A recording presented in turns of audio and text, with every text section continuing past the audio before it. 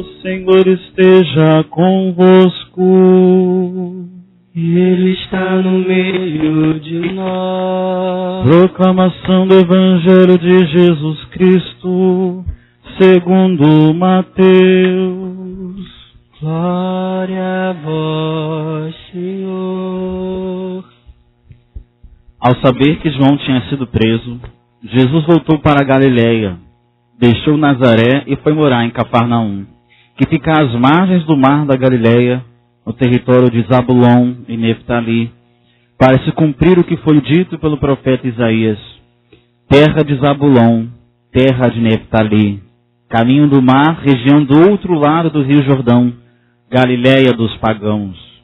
O povo que vivia nas trevas viu uma grande luz, e para os que viviam na região escura da morte, brilhou uma luz. Daí em diante, Jesus começou a pregar, dizendo: convertei-vos, porque o reino dos céus está próximo. Quando Jesus andava à beira do mar da Galiléia, viu dois irmãos, Simão, chamado Pedro, e seu irmão André. Estavam lançando a rede ao mar, pois eram pescadores.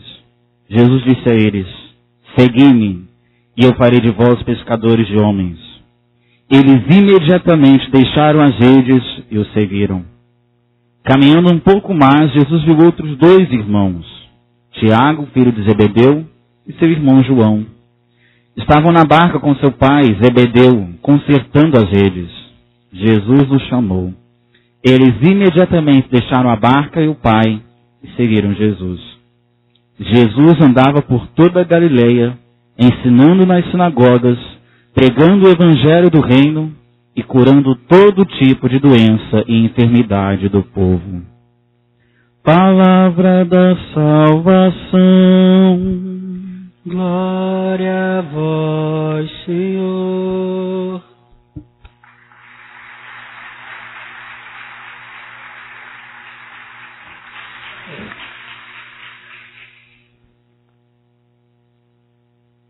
Sei que eu verei os benefícios de Deus na terra dos viventes. Espera no Senhor e tem coragem, e espera no Senhor. Com esse salmo maravilhoso de Davi hoje, que nós fazemos uma epígrafe do que será o Evangelho. Caríssimos irmãos, nós estamos no terceiro domingo do tempo comum, e hoje, se eu puder sintetizar toda a palavra de Jesus, aliás, de todo o Evangelho, eu vou mais além. Em todo o Evangelho, a palavra de Cristo é uma só. E uma só é a palavra de Deus. Convertei-vos. A conversão é o objetivo de todo o itinerário espiritual de Jesus. É o objetivo da igreja. É o objetivo da religião, das pastorais, dos movimentos, da espiritualidade, enfim. Todo o objetivo de tudo que a gente está fazendo, querido. Do nosso suar a camiseta. O objetivo do nosso sangue, da nossa relação, porque a gente confessa, porque a gente chora, porque a gente levanta, porque a gente não desiste. O objetivo é um só, a nossa união com Deus. Esse é o objetivo da religião e essa é a proposta de Jesus hoje para os primeiros discípulos. Se a nossa fé não está fazendo a gente voltar para Deus, aqui ó, ponto de interrogação, meu querido. Se a minha prece, aquela que eu faço na hora de dormir ou quando eu acordo, não me faz mais de Deus, ponto de interrogação na sua oração. Se o teu apostolado, se a tua pastoral, se o teu movimento não te faz mais de Deus, é ponto de interrogação também. Se a tua devoção não te faz mais de Deus, pega a massa e joga no lixo, porque não está cumprindo o objetivo. Tudo hoje é um convite da volta do homem a Deus. É por isso que Jesus hoje principia o seu itinerário espiritual. Esse é o objetivo também da religião. Disse Isaías hoje na primeira leitura. Para os povos que andavam nas trevas, uma luz resplandeceu. O texto de hoje é extraído da missa de Natal, não sei se você percebeu, né? Mas fala do papel, não só da religião, senão do religioso. Iluminar. Né? Esse é o papel da religião. Santo Agostinho ele tem duas definições para a religião. Coisa mais linda é quando você estuda os padres da igreja, os grandes pensadores que influenciaram o nosso pensamento, e a gente vê que ele diz que religião vem de dois verbos latinos. Religião, segundo Santo Agostinho, pode vir do verbo religare, que em latim significa religar, né? Ligar opostos. É como a ponte ela liga dois extremos, né? Ou religião viria, segundo ele, de relegere, ou seja, é o verbo reler, uma releitura. A religião seria uma releitura da nossa história. Por que releitura? Não sei se você já fez essa experiência. Sabe aquele livro que você já leu que você não entendeu bolhufas? O livro da escola, né, do segundo grau. Tu lê, aquilo não entra na tua cabeça na prova de história. A gente lê, aquilo não entra na cabeça, eu tenho que reler, e talvez na releitura a compreensão ela acontece. Isso é religião. Às vezes, na nossa vida, é preciso uma releitura das páginas da nossa história para a gente entender o porquê de cada coisa. E hoje Isaías profere um oráculo de luz para Israel. Aqueles que caminhavam na penumbra avistaram a luz. Esse é o papel, esse é o nosso papel na sociedade, queridos. Num período que a gente está vivendo tenebroso, muito tenebroso, o nosso papel é um só, é iluminar. Eu não sei se você já se deu conta disso, mas aquele que acende uma luz é o primeiro beneficiado da claridade. O cara que acendeu essa vela aqui do altar, ele foi o primeiro a ser iluminado. Já parou para pensar nisso? Quando você acende a luz da tua casa, você é o primeiro a ser iluminado. Por isso, os religiosos, e eu falo de qualquer religião, tá? Os religiosos que esse mundo precisam são homens e mulheres que passam acendendo por onde passam. Que acende. Gente, é muito bom encontrar gente que passa acendendo. Eu não sei se vocês conhecem, mas existe muita gente na minha vida que acende as minhas luzes. Quando eu estou com luz apagada, é aquele que passa acendendo. Às vezes por muitas vezes eu tive que fazer visita a pessoas que estavam em último estágio de depressão. Não sei se você já avistou alguém assim. E isso tira dela toda e qualquer responsabilidade, sem julgamento algum. Não tem liberdade, a pessoa, é doença. Mas ela chega num estágio em que a luz incomoda, ela não quer a luz. Então ela fica trancada num quarto, né? E a família me chamar e eu ter que entrar como um bombeiro dentro de casa, invadindo, né? Abrindo portas, abrindo janelas, abrindo cortina, ligando a luz e enxergar uma pessoa assim. Você poder olhar a pessoa nos olhos, falar, bem-vinda à luz, e abraçá-la e enxergá-la, né? Isso é o papel do religioso. Assim como tem pessoas que passam acendendo luzes, tem pessoas nessa vida que passam também apagando as luzes. Meu querido amigo, pressão baixa, acorda. Papa Francisco essa semana falou uma coisa. Querido, se tu não está lendo o Papa Francisco, tu está perdendo tempo, meu querido. Ele não está puro não, hein? Essa semana ele falou uma coisa que, meu querido, ele esbofeteou a cara da igreja. Tu não sabe o que ele falou, não? Tu não sabe? Eu vou te contar. Ele disse, bom, tomara que seja lá para cima, porque aqui, graças a Deus, isso não acontece. Ele disse que existe gente na igreja que não sabe cantar, que não sabe louvar, que não tem carisma nenhum, e porque incomoda tanto o brilho do outro, sabe o que eles fazem? Eles passam por essa vida rebaixando e diminuindo os irmãos. O Papa Francisco diz, cuidado com os fofoqueiros. Sabe por quê? Aquele que precisa diminuir o outro é sinal que o talento do outro tem incomodado muito. Minha gente, esse homem é tudo que a igreja está precisando nesse século. É verdade, minha gente. Tem muita gente que precisa apagar a luz. Está entendendo? E isso tem acontecido dentro da igreja.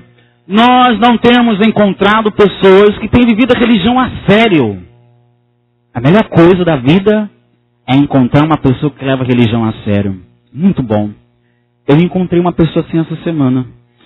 Essa semana, passando numa venda, eu fui comprar um protetor solar, fator 60, de uma determinada marca, uma marca X. E eu fui procurar a vendedora da loja e disse, eu queria a marca X do protetor tal e do fator 60, você tem? Ela procurou lá na estante, ela falou, não, esse não tem. e esse daqui? Aí eu peguei um outro e disse, e esse daqui deve ser a mesma coisa, né? É tudo a mesma coisa, tudo deixa a gente com cara branca. Ela disse, não, o outro é muito melhor. Você está pesando por marca? Vale a pena a gente pagar um pouquinho mais caro e ter uma coisa melhor. Cuidado com o que é barato demais, hein? Cuidado. Bom, só uma dica. Aí eu falei, não, mas isso aqui é a mesma coisa, moça. Eu quero levar isso daqui. Ela disse, não. Ela falou até baixinho, ela era vendedora. A outra marca é melhor. Eu vou ser sincera com você. Não tenho o que você está procurando. Eu não posso te vender gato por lebre. Eu falei, sabe uma coisa? Eu vou levar isso daqui. Porque isso daqui deve ter a mesma reação do outro. Ela disse, querido, eu estava de calça jeans e uma camisa de malha. Ela não sabia que eu era sacerdote. Mas olha o que essa mulher disse para mim, minha gente. Ela disse, menino, eu não posso faltar com a verdade. Você está me entendendo? E a verdade é que o que você procura eu não tenho. Eu jamais vou te vender gato por lebre, por mais que eu seja uma vendedora e quero mesmo é vender e botar dinheiro no caixa, e eu ganharia comissão por isso. Mas e minha consciência? Gente, quando ela me falou isso, aconteceu pirou o batatão aqui, eu comecei a... Aconteceu uma coisa esquisita. Eu falei, como é que é o seu nome, minha querida? Ela disse, é Cláudia. Eu falei, Cláudia, me dá a sua mão. Aí a loja toda olhou para nós dois, a gente foi o foco da parada, né? Me dá essa mão. Olha a pessoa que eu ia bater nela. Eu falei, Cláudia, muito prazer, Cláudia. É muito bom conhecer gente igual você. Gente como você, Cláudia, está em extinção. Cláudia, você não me conhece. E você me falou uma verdade. Você sabe o que está por trás disso? É bom demais, Cláudia. Cláudia. Eu falei assim, Cláudia.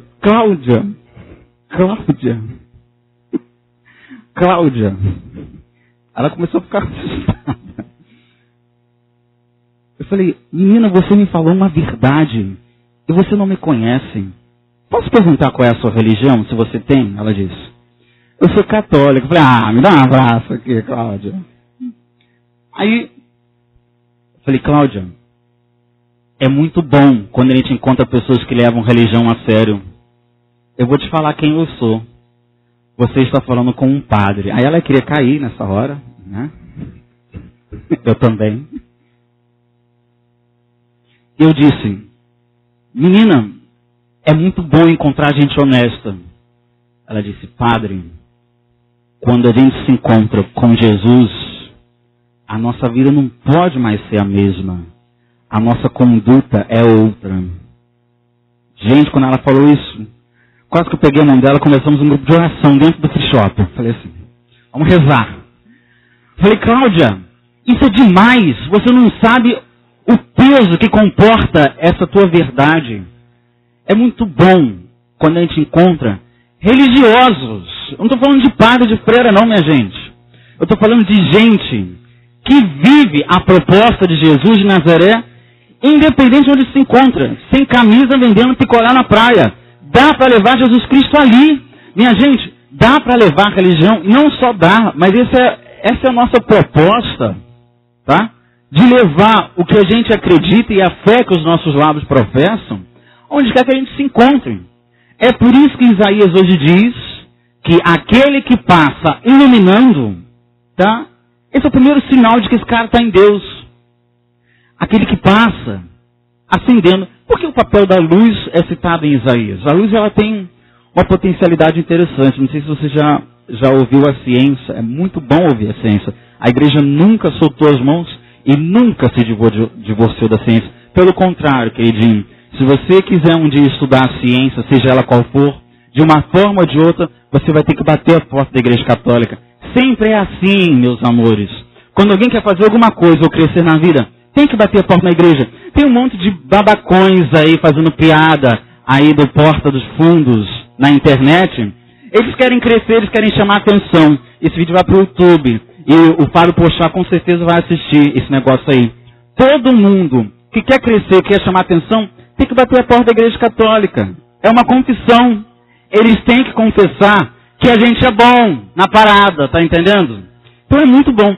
Quando tu tem que estudar, por exemplo, filosofia, você pode ser um pagão, mas tu tem que estudar Santo Agostinho e São Tomás de Aquino. Adoro quando eu ganho. Tá entendendo? De uma certa forma ou de outra, se você for à Europa um dia, você pode ser o maior pagão, você pode ser hindu. É muito bom quando você vai em Roma, você vê aquele bando de hindu, tudo com o terceiro olho assim, tirando foto do Vaticano. É ótimo quando eles têm que confessar, tá entendendo? Que tudo que tem de bom naquela terra tem o nosso selo, tem a nossa marca. Né? Se a gente escutar a ciência diz, por meio da física de outros cientistas, que as cores só têm colorido por causa da luz. Por exemplo, essa estola só é verde porque tem luz. A luz está acesa. Essa flor só é laranja porque uma luz está acesa. Esse tapete só é vermelho porque tem uma luz. Diz a ciência que se você omite a luz, tá? Tira a luz das coisas, tudo perde o colorido. O que dá o colorido a cada coisa é a luminosidade. Interessante isso. De forma bem simples e bem palpável, o povo diz isso por meio de um adágio. À noite todo gato é pardo. Por que à noite todo gato é pardo? Porque quando a gente tira a luz, tudo fica de uma cor só. Por isso Isaías hoje diz que aquele que ilumina dá colorido às coisas. Verdade. Tem gente que passa pela nossa vida dando uma cor diferente. Não é? E depois, por que a luz? Por que quando acaba a luz nós temos medo? Vamos ouvir um pouquinho a psicologia? A psicologia diz o porquê que a gente tem medo do escuro. Por que temos medo do escuro? Você tem medo do escuro? Bom, todo mundo tem medo do escuro, querido. Eu tenho um medaço do escuro. Quer ver o Padre Rodrigues sair correndo quando ele vai da cama? Apaga a luz. Entrar nessa casa paroquial, por exemplo, de noite, ninguém aí. Eu tenho que entrar sozinho, do lado desse cemitério. Tem mais... Se coloca no meu lugar. Aí não tem luz, porque a Ampla, ela tá assim, ela tá querendo tirar isso do estado de graça ultimamente. Não é verdade? Ampla, assiste isso, por favor, também. Alguém aí, tá? Dá um jeito. Né? Aí tu entra dentro de casa, por exemplo, você dá de cara, por exemplo, com o Padre Jorge, com o Padre Hernandes, sem luz. Ó, tem que ter muito coração. Olha, meu querido, tu não sabe o que eu passo. O céu tem que estar aberto para mim, gente. Tem que estar. Por que a gente tem medo do escuro? Porque de noite, sem luz, a gente perde as referências. Eu sei quantos degraus tem aqui. Eu não caí quando eu subi porque uma luz está acesa. Se eu apagar todas as luzes e quando tudo escurecer, eu vou cair muito. Eu não sei onde está cada coisa. Por isso nós temos medo do que é tenebroso. Quando a gente encontra a luz, nós temos medo do escuro. Porque escuro significa perda de referências. Eu não sei quanto a você, mas o meu maior medo nessa vida é no dia que eu perder as minhas referências. Por enquanto eu tenho muitas referências. Graças a Deus, meu querido. Eu tenho pena de você que não tem referência alguma. Uma juventude, por exemplo, que não tem referências é uma juventude mórbida, horrível, execrável, inútil, infrutífera. Hoje, Jesus, ele exerce o início do seu exercício, o início do seu ministério, na Galileia. Interessante, porque Galileia vem do hebraico Galil, significa região dos pagãos, né? Galileia dos pagãos. Por que isso? Porque no século VIII a.C. houve uma grande invasão pagã ali, os pagãos sírios, né? Entraram, se instalaram e mesclaram as raças, ou seja, não mais Israel, agora há uma população mesclada, impura, segundo os israelitas, né? Por que Jesus entra aí, num território pagão, para começar o seu ministério? Porque Cristo sempre opta pelo mais difícil. Ao contrário da gente, as opções de Deus são sempre as mais difíceis. Cuidado com as suas opções, queridinho. Você que gosta de optar pelo que é mais fácil sempre, sempre quebra a tua carinha. Cuidado com as opções. Nós optamos sempre pelos desafios. E Cristo sempre escolhe o que é desafiador. Isso sempre atrai as escolhas do Mestre. Está entendendo? Escolhe sempre o que é mais difícil e escolhe cabeças difíceis. Porque a escolha que ele fez hoje desses homens não foram os melhores que ele poderia ter encontrado na Galileia. Não foram mesmo, a história comprova isso, e também as Sagradas Escrituras que não tem medo de revelar o pecado e o podre de cada um deles. Ou seja, Cristo escolhe sempre o que é desafiador. E ali começa a chamar os primeiros discípulos. Interessante que hoje 2 pares de irmãos são chamados. Pedro e seu irmão André, porque quando a gente se encontra com ele, a gente sempre leva o nosso irmão ou os nossos irmãos. Se tu não tem levado ninguém, é porque na verdade você não se encontrou com ele. E depois Tiago e João, chamados no Evangelho de Mateus, capítulo 4, de filhos de Zebedeu. Só uma parêntese, se tem uma pessoa que está assistindo esse vídeo, por exemplo, e que afirma, né, que Nossa Senhora teve uma porção de filho, que Jesus nunca foi filho único, está escrito lá na Bíblia, né, que João e Tiago e João são irmãos de Jesus. Meu querido amigo, o Evangelho de hoje, ele é categórico. Tiago e João, chamados no Evangelho de irmãos do Senhor, são filhos de Zebedeu. Está entendendo, meu querido? Filho de Zebedeu. Agora a pergunta é, está escrito em algum momento ali que Nossa Senhora teve algum caso com Zebedeu? Sim, porque será que Deus enviaria o filho dele a uma mulher que ora é dada a José, ora é dada a Zebedeu? Será que o filho de Deus viria para uma mulher assim? É óbvio que não. Então o Evangelho de hoje, ele fecha definitivamente essa possibilidade. Só os inteligentes enxergam isso. Está entendendo? A Sagrada Escritura, ela foi escrita para gente que pensa e para gente atenta. Porque hoje começam as primeiras conversões. Aliás, existe uma grande santa na Igreja Católica. Não sabia escrever o nome dela. Analfabeta ao extremo. Burra toda a vida. Catarina de Sena. Uma das maiores mulheres, uma das poucas doutoras da Igreja. Não sabia escrever o seu nome, mas doutora da Igreja. Sabe quem consultava essa mulher? O Papa da época. Desculpa. Respeita a moça. Viu? Porque ela tem, patente alta.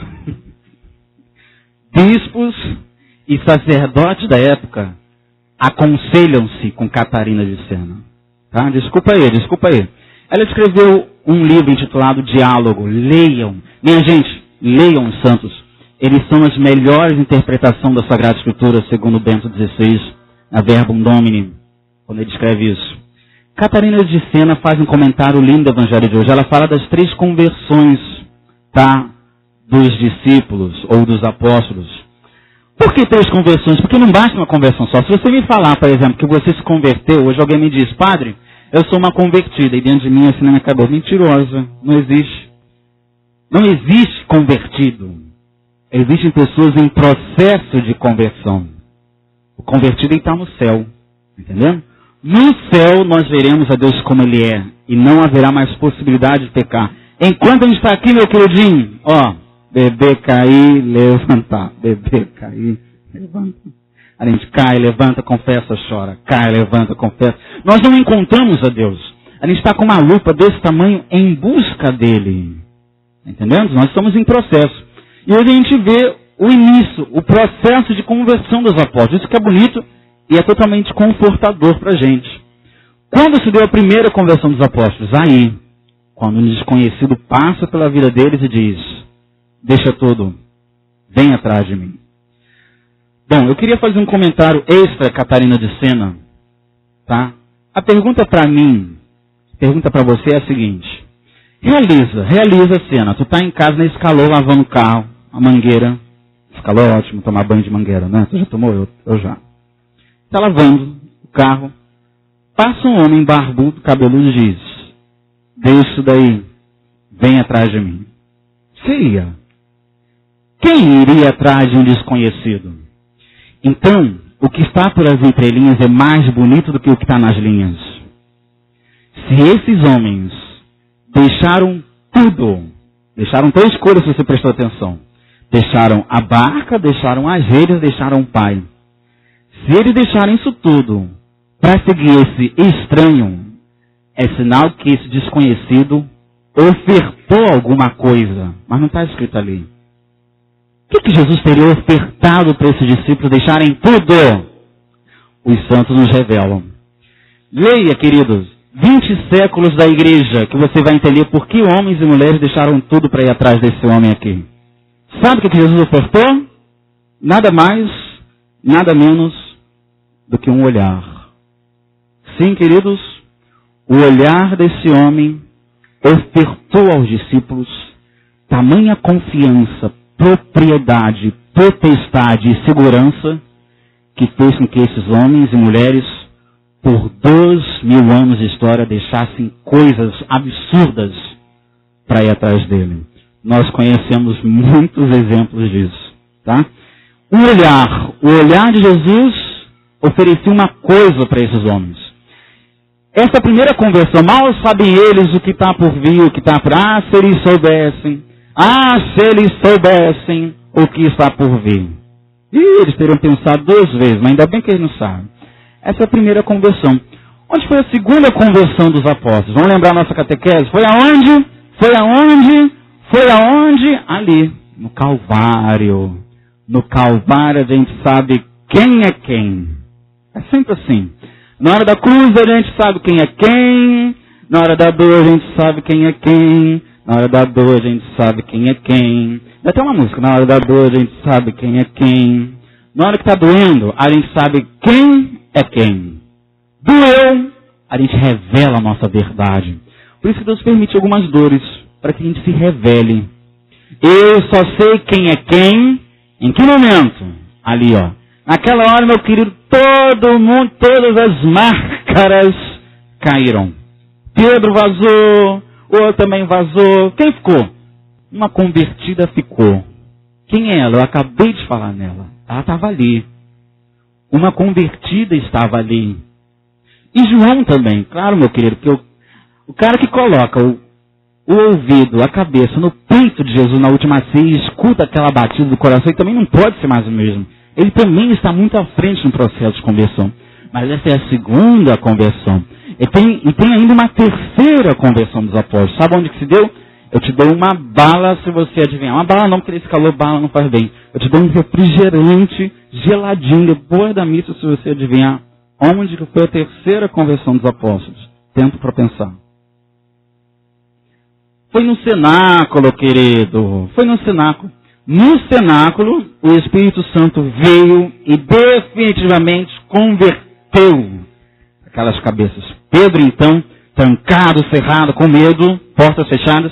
Agora eles abrem portas e eles não têm medo de derramar o sangue por causa dele. 3 conversões, por quê? Catarina de Sena responde à igreja de sua época e a nossa. Por que 3 conversões? Porque são 3 as grandes etapas da nossa vida. É verdade. Quais são as 3 grandes etapas da nossa vida? Infância, você, juventude e maturidade, ou terceira idade, ou fase adulta. Tá? Lá na infância, a gente não sabia o que era melhor para nós. A gente não tinha dente, né? E tem gente que não tem até agora. A nossa mãe, ela dava papinha pra gente, né? A gente era incapaz de mastigar, a gente era incapaz de escolhas. Quando eu era criança, por exemplo, eu adorava Xuxa, igual eu não gosto, mas não suporto mais essa mulher. Quando eu era criança, eu gostava de Sandy Júnior, agora eu gosto de música. A gente sempre difere do nosso pensamento. Que bom que a gente muda. Se você falar que você é a mesma coisa de um tempo atrás, você é um mentiroso. Todos mudamos. Existe um grande filósofo chamado Heráclito que disse: ninguém entra 2 vezes no mesmo rio. Aí um grande cantor da MPB cantou: nada do que foi será de novo o que a gente já foi um dia. Tudo passa, tudo sempre passará. É verdade. Ninguém entra 2 vezes no mesmo rio. Você entra no rio agora, 10 minutos depois você entra, já é outro rio. O rio velho já passou. Tudo se transforma. Que bom! Aí chega a fase da juventude. É hora das grandes escolhas. Né? É hora que a gente se sente assim, corajoso. A gente anda assim, empinado. A gente pensa que a gente tem bigode grosso, né? Olha isso aqui que eu quero ver. A gente fica assim, corajoso. Né? A gente é capaz de deixar coisas. A gente afronta. Né? A gente deixa tudo por causa de um grande amor. A gente faz aventuras. Né? A melhor aventura chamada Evangelho. Ouse por essa aventura. Isso é juventude. Mas ainda não é a maturidade, queridos. Eu ainda não passei por coisas que vocês passaram. Por isso eu não sou mais maduro que vocês. Sou maduro na fé. Sou, sim, maduro na formação. Mas psicologicamente, eu ainda não sei o que significa a dor de enterrar a minha mãe, por exemplo. Eu ainda não sei o que significa isso. Você talvez já passou por essa dor. Eu ainda não sei, por exemplo, o que significa enterrar meu pai. Vai ser dolorido nesse dia que esse dia chegar. Entendendo? E você já passou por essa dor. Mas aí chega uma fase, que é a fase que eu não vejo a hora, meu querido amigo, você que tem um cabelinho branco. Eu vou confessar que eu tenho uma inveja desgramada de tu. Eu não vejo a hora disso aqui estar tomado de cabelo branco. Está começando, dá um zoom aqui. Está começando. Culpa de vocês, tá entendendo? Eu tinha cabelo preto antes de eu chegar aqui. Mas é a terceira idade. Eu não vejo a hora de chegar essa hora, porque quando a gente está velho, a gente fala o que a gente quer. Não é verdade? Por isso que é bom ser velho. Olha, não vejo a hora. Eu falar que dá na minha telha assim. Veio o pensamento e sai assim. É ótimo. Eu celebrava a missa num asilo em Teresópolis. Uma vez por mês. E eu fazia uma festa aqui no de velhinha. Eu celebrava a missa. Mas assim, muitas já tinham perdido até a razão. Muitas comungavam, outras não. E aí a gente improvisava um altar bonito, colocava um crucifixo, aí começava a missa. Mas aí entrou o padre vestido assim, com uma casula. Então tinha uma que estava assim, totoquinha já, né? E pensava que estava entrando um rei. Então ela gritava que o rei estava entrando na hora da procissão de entrar. Então tu imagina para eu conseguir me conter. Logo o padre que vocês conhecem, né? E ela, assim, ela emitia qualquer juízo na hora da missa, ela falava um monte de besteira mesmo. E ninguém fazia nada, tá entendendo? Porque ela estava velha. Então na hora que eu, por exemplo, levantava o cálice, por Cristo, com Cristo, ela gritava assim, dá um copo de café com leite. Ela dava uns gritos assim na hora da missa, assim, de 5 em 5 minutos. Né? Então eu tinha que ter uma concentração desgraçada. Né? E quem é que continha essa velha? Ninguém. Aí ela vinha devagarinho, assim, passo por passo. Ela queria ficar do lado do príncipe, que ela dizia, no altar. Né? Eu quero ficar do lado do rei. E quem é que tirava aquela velha? Ela queria ficar do meu lado. Aí eu estava celebrando a missa. Às vezes eu faço um gesto do apoio, não entende, apoio, cadê você? Aí eu fazia assim pro apoio que estava lá no asilo, eu fazia assim. Tipo, vem, me ajuda. Eu vou fazer um curso com vocês de gestos, pra você entender. Quando eu peço socorro, você não está entendendo, eu estou assim. Só com os olhos ficam fazendo assim. Aí vinha o carinha para pegar a velhinha, ele nem pôs a mão no braço dela. Quando ele ia fazer assim, ela gritava assim em tom crescente. Ela fazia assim, ai! Ele botou a mão, ela já gritava, ou seja, sai de perto que está doendo. Ele nem botou a mão nela. Entendendo? E ela era a diversão do padre. Era bom estar ali. Porque cá entre nós, gente, eles eram autênticos. Eles falavam a verdade entre eles. Passava uma sem dente, ela falava assim, você é feia, tu não tem dente. E eles não brigavam por isso. Ou melhor, brigavam e 5 minutos depois ela estava se lambendo de novo. Era ótimo. Existia uma coisa entre eles chamada autenticidade. Eu não vejo a hora de eu ficar velho, sabia? Essas são as 3 fases da vida. Por que essas 3 fases? O Evangelho explica as 3 conversões. Ninguém já está convertido, meus queridos. É preciso, nessas 3 fases da vida, fazermos uma opção por Deus. A essa opção que o Evangelho hoje nos propõe quando os discípulos deixam 3 coisas muito difíceis. E, aliás, as mais difíceis de deixar, disse Catarina de Sena. É verdade. Por que as redes? Por que o barco? E por que deixar o Pai? O Evangelho é muito profundo. Porque 3 coisas compõem o nosso ser. Quem eu sou? Quem é você? Eu sou o que eu sou, a minha essência, mas eu também sou o que eu faço e eu sou o que eu tenho. Olha que o Evangelho, ele sempre vai fundo. Por que deixar 3 coisas para ir atrás dele? Porque ninguém pode ir atrás dele sem deixar o que eu sou, sei deixar o que eu faço e sem deixar o que eu tenho. Quem eu sou? Eu sou o Alain, antes de ser o padre. A minha família sabe quem é esse carinha aqui antes do sacerdócio. Esse é o meu ser, é a minha personalidade, é quem eu sou. Quando eu penso, Alain, Deus tem um pensamento, eu tenho outro pensamento sobre mim e você tem outro pensamento muito mais nebuloso sobre mim. Tá? Nem eu sei quem eu sou, só Deus quem eu sou. Esse é o meu ser. Mas depois, eu sou também o que eu faço. Quando você, por exemplo, me chama, você me chama Padre Alain. Ou seja, você me identificou com o meu ofício. Olha que interessante. Quando eu te chamo professor, quando eu vou no médico eu falo doutor. Ou seja, eu identifico com o que ele faz. Nós somos o que nós fazemos. Mas também somos o que nós temos. Eu sou quem eu tenho por mim. Eu tenho uma pessoa por mim. Você tem alguém por você? É muito bom saber que, por exemplo, se eu cair, depois dessa missa, alguém vai estar me amparando. Oxalá eu possa contar também com você. Ou seja, Deus queira, eu possa também contar com você. Quisera eu poder contar com você. Mas eu tenho poucos, mas o suficiente. Ele não teve muito, o que tu quer muito? Ele não teve bastante, o que tu quer bastante? A gente entra numa crise quando a gente descobre que a gente tem muito pouca gente ao nosso redor. Mas é nessa crise que a gente se confronta com a nossa verdade. Que bom que a gente se depara que a gente tem poucos. E tem que ter poucos mesmo. Entendendo? Não pode passar da palma da mão. Esses são aqueles que nos amparam de verdade. Né? É muito bom saber que eu tenho alguém por mim.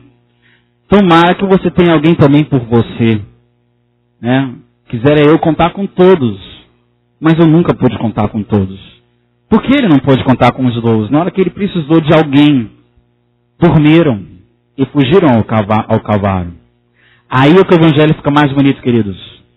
Porque agora que Cristo passa, eles são chamados a deixar quem eles são, o que eles fazem e o que eles têm. Você, eu, somos capazes de deixar o que nós somos, o que nós fazemos e quem nós temos. A imagem do Pai no Evangelho sempre é a imagem dos afetos. Né? Você é capaz de deixar os teus afetos ou uma afetividade desordenada por causa dele? Queridos, quando Jesus passa pela nossa vida, olha para mim, ei, quando Jesus passa e nos oferece aquele olhar, como não deixar tudo? Quando Deus passa pela nossa vida, imediatamente nós deixamos o que somos, deixamos os nossos ofícios e deixamos inclusive a quem amamos por causa dele. Isso é a proposta do Evangelho, queridos. Ah, se eles soubessem o que eles vão ter que enfrentar. Eles não sabem de nada. Eles estão no início da conversão. Esse Evangelho de hoje te convida a esse processo de amadurecimento que termina no Calvário e no cenáculo, mas começa agora, no primeiro chamado. Existiu um grande escritor francês chamado René Voillon. E Emir Nogueira, da Shalom, traduziu um livrinho pequenininho assim, você lê enquanto você vai ao banheiro, chamado Segundo Chamado. É lindo. Fala da diferença daquela primeira vez que ele nos olhou nos olhos e depois na hora do Calvário, quando a gente perde tudo e Deus parece cair em contradição na nossa história. É aí que eu sei quem é quem.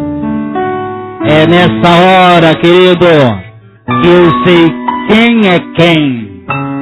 E as máscaras se revelam. Vamos para essa experiência? Bom, eu sei quais são os barcos que eu tenho que deixar, as redes que eu tenho que deixar e o par que eu tenho que deixar. Aí você agora chupa essa manga aí, quebra esse coco, descasca esse pepino. Agora é você confrontando-se com Deus. Vamos ficar de pé pra gente rezar? Rezar pedindo a Deus que a gente seja capaz de levar a religião a sério. Ei, tal se você iluminasse aquela pessoa que gosta de treva? Você sabe quem eu estou falando. A gente conhece pessoas e é duro quando essas pessoas estão na nossa família. Acho um pouco no teclado. É triste quando a gente conhece essas pessoas e elas estão inclusive na nossa casa. Pessoas que gostam da escuridão. É aí que eu sou chamado, ó, a acender, ligar o interruptor e pá! Acender a luz. Vamos passar iluminando, minha gente. O primeiro beneficiado da claridade é quem acende uma luz. Fecha teus olhos, fecha teus olhos, fecha teus olhos. Reza comigo. Pede a Deus que te ajude a acender luzes. Ei, acende luzes. Acende luzes. Acende, querido. Chega de apagar a luz. Chega de apagar a luz, Igreja Católica. Chega de apagar os nossos irmãos. Chega de fofoca. Chega de calúnia. Chega de falar mal dos outros. Chega de diminuir quem tem mais dom que você, meu querido, mais talentos que você. Ninguém precisa disputar nada. O inferno começa quando a gente começa a discussão. Olha São Paulo aí nervoso na segunda leitura, dizendo a Coríntios, contra a divisão na nossa igreja. Olha o Papa Francisco gritando para nós, Igreja Católica, vamos ser um, vamos nos amar. Mas a verdade começa quando eu tenho que deixar coisas para seguir o Mestre. Então agora a gente vai cantar o Salmo de hoje. A música ela diz assim: sei que verei os benefícios de Deus na terra dos vivos. Canta comigo. Sei que eu verei. Canta. Sei que verei os benefícios. É o Salmo de hoje. A terra dos vivos. A terra dos vivos. Canta de novo, igreja. Sei que verei os benefícios de Deus na terra dos vivos. Mais uma vez, igreja. Sei que eu verei. Sei que verei os benefícios de Deus na terra dos vivos. Na terra dos vivos. Eu não estou ouvindo a igreja. Sei que eu verei os benefícios. Agora fica melhor, ó. Na terra espera nele e ser forte. Espera nele. Espera nele. Espera nele. Canta, igreja. Espera nele. Espera nele. E ser forte. E ser forte. Espera nele. Espera, querido. Espera. Espera nele. Espera, tá demorando? Fortifique-se o seu coração. Espera nele. Sei que eu verei os benefícios de Deus. Tudo que Deus já preparou para mim. Tudo que Deus já preparou para mim. Virá a seu tempo. Virá a seu tempo. Canta isso. Tudo que Deus já preparou. Tudo que Deus já preparou para mim. Virá no seu tempo. Virá o seu tempo. Calma, querido. Calma. Tudo que Deus já preparou para mim. Virá no tempo certo. Acampamento. Calma. Vai chegar. Tudo que Deus já preparou para ti. Virá. Virá seu Se demorar, espere. Se tardar, espera. Se demorar, espera. Se tardar, espera. E ser forte. Confia nele. Confia nele. Espera, querido. Pois o justo vive pela fé e pelo seu Senhor. Quando a gente faz a opção por ele, tudo fica mais difícil.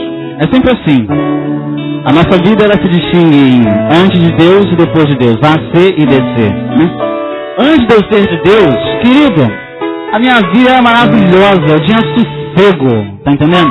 Eu tinha uma rede lá na minha terra, na minha tribo. que era maravilhosa, tá entendendo? Eu tinha paz, eu tinha até saúde.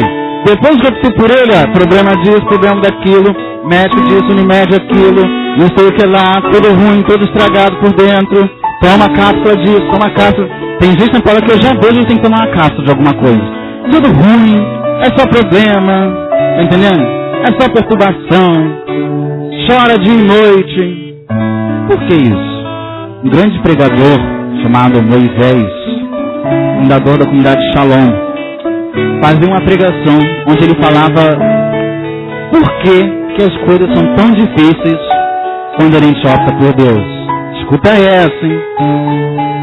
Quando ele pregava, um jovem, me disseram isso, não sei se é verdade, mas um jovem se levantou, houve uma intervenção do tipo: ei, por que Deus não facilita as coisas pra gente?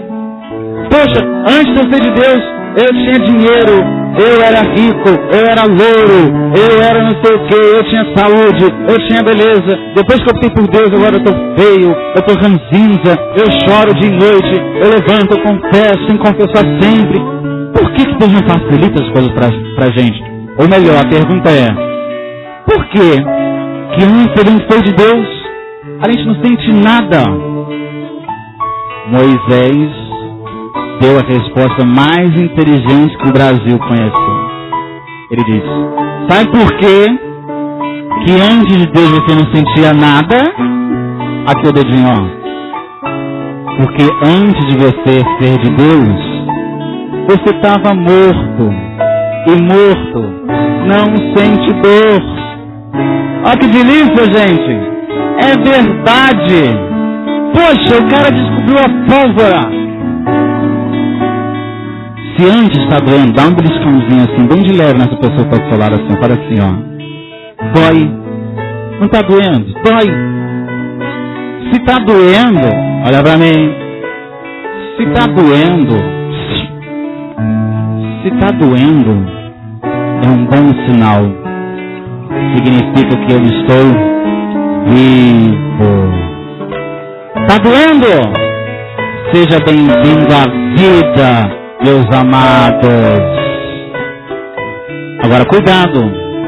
Você que não está sentindo nada ultimamente, não está sentindo nada, tem nenhuma coisa aí, nada.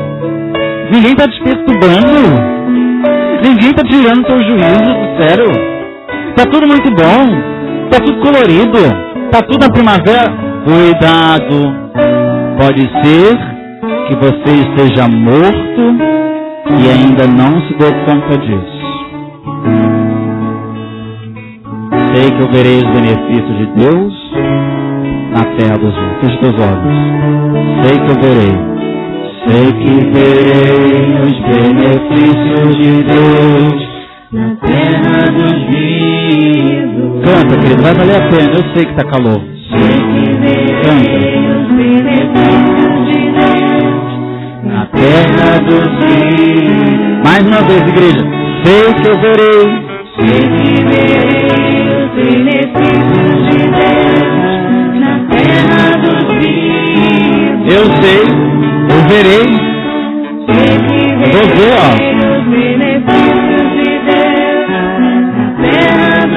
Pra terminar, hein? Espera nele. Ó. Espera nele. Espera nele. Espera, igreja. Espera nele. Ser forte. Confia nele. Confia nele. Pois o justo vive pela fé. Pois o justo vive pela fé. Seu Senhor. Agora faz silêncio.